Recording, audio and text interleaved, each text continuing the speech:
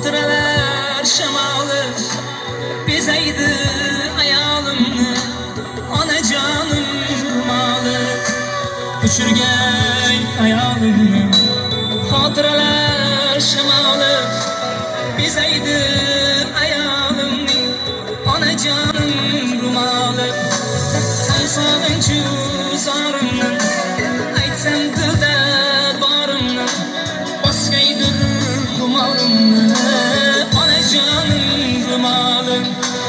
Gullardan go'zal ko'rkiga ko'nglim maqtal, men uchun toshdan afzal onajonim rumolim.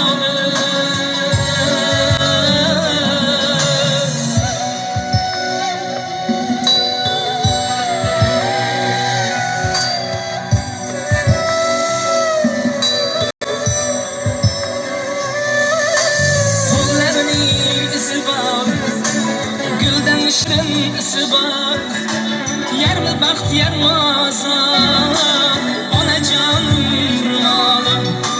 Ko'z yoshlab chiqsa dardim, yig'lab unga artardim, dardim birga tortardi ey onajonim rumolim.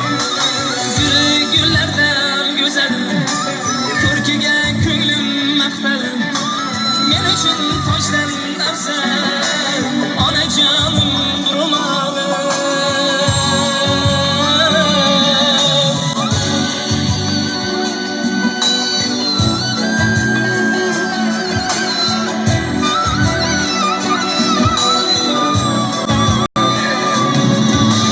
Yuragimning ardobi, mehrimning yo'q adobi, uyimizning bayrog'i ey onajonim rumolim. Ko'zlarimga ibrat dars, aslab yurmoq erur qat, muqaddassan muqaddas onajonim rumolim. Bilib onalik haqqin, ketdilar go'yo chaqin, onamga mendek yaqin onajonim rumolim.